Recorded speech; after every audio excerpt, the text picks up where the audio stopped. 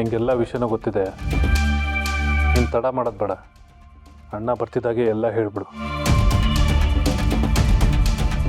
ಅಳಿಯಂದ್ರೆ ಬನ್ನಿ ಬನ್ನಿ ಕೂತ್ಕೊಳ್ಳಿ.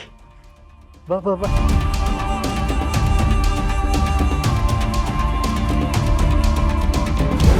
ಎಷ್ಟೇ ಆದರೂ ಅಪ್ಪನ ಮಗಳಲ್ವಾ, ಅಪ್ಪನ ಪಕ್ಕನೆ ಕೂತ್ಕೊಂಡು ತಿಂಡಿ ತಿನ್ನು. ಬಂಗಾರ. ರಾಜಪ್ಪ, ಅಣ್ಣ ಬರ್ತಾ ಇದ್ದಾರೆ. ಪುಟ್ಟ, ಇಷ್ಟು ದಿನ ನೀನು ಎಲ್ಲೋ ಇದ್ದೆ, ಹೇಗೋ ಇದ್ದೆ, ಆದರೆ ಇವಾಗ ಈ ಮನೆಗೆ ಬಂದಿದ್ಯಾ.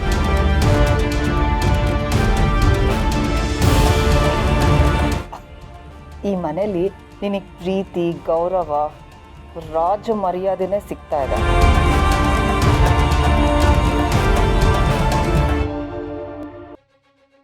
ಇವ್ರು ಮಾತಾಡ್ತಿರೋ ರೀತಿಯೆಲ್ಲ ನೋಡಿದ್ರೆ ಖಂಡಿತ ಇವತ್ತು ನನ್ನ ಬಗ್ಗೆ ಎಲ್ಲ ಹೇಳ್ಬಿಡ್ತಾರೆ.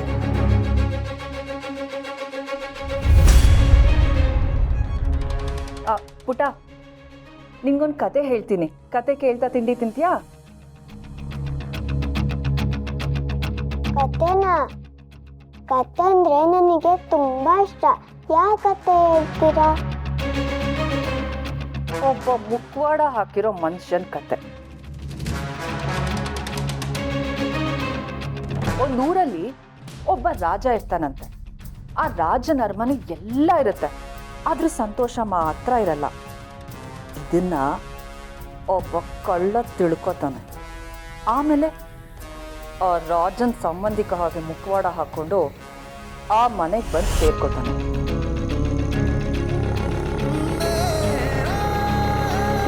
ಇವ್ರು ನನ್ನ ಬಗ್ಗೆನೇ ಹೇಳ್ತಿದ್ದಾರೆ. ಆ ರೀತಿ ಮುಖವಾಡ ಹಾಕೊಂಡು ಬಂದಿರೋ ಮನುಷ್ಯನ ರಾಜ ಒಳ್ಳೆಯವನು ಅಂತ ನಂಬಿಡ್ತಾನೆ.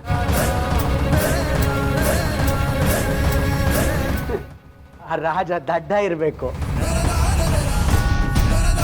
ಆ ರಾಜ ಮಾತ್ರ ಅಲ್ಲ, ಅವನ ಜೊತೆ ಇರ್ತಾನಲ್ಲ ಮಂತ್ರಿ, ಅವನು ಕೂಡ ಆ ಮುಖವಾಡ ಹಾಕೊಂಡಿರೋ ಮನುಷ್ಯನ ತುಂಬಾ ಒಳ್ಳೆಯವನು ಅಂತ ನಂಬ್ತಾನೆ.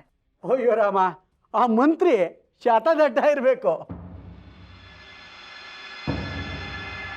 ಆಹಾ, ಇನ್ನು ನೀನೇ ಎಷ್ಟು ಚೆನ್ನಾಗಿ ಬೈಕೋತೀಯ. ಆಮೇಲೆ ಒಂದಿನ ಆ ರಾಜಂಗೆ ಮುಖವಾಡ ಹಾಕಿರೋ ಮನುಷ್ಯನ ನಿಜವಾದ ಬಣ್ಣ ಗೊತ್ತಾಗುತ್ತೆ. ಆವಾಗ ಅವನು ಕೋಪದಲ್ಲಿ, ನಾನು ಒಂದು ಫೋನ್ ಮಾಡಬೇಕು, ಬಂದೆ. ಅಳಿಯಂದ್ರೆ ಕಾಲ್ ಆಮೇಲೆ ಮಾಡಿದ್ರೆ ಆಯ್ತು, ಕೂತ್ಕೊಳ್ಳಿ. ಅಲ್ಲ, ಅಯ್ಯೋ ಕೂತ್ಕೊಳ್ಳಿ ಅಳಿಯಂದ್ರೆ, ಕತೆ ತುಂಬಾ ಚೆನ್ನಾಗಿದೆ, ಕೇಳಿ ಕೂತ್ಕೊಳ್ಳಿ. ಹೌದು ಹೌದು, ಕತೆ ತುಂಬಾ ಚೆನ್ನಾಗಿದೆ. ಆಮೇಲೆ ಏನಾಯ್ತು?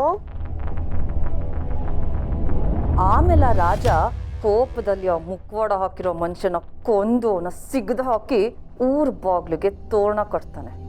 ನಾನು ಫೋನ್ ಮಾಡಲೇಬೇಕು, ಬರ್ತೀನಿ ಒಂದು ನಿಮಿಷ.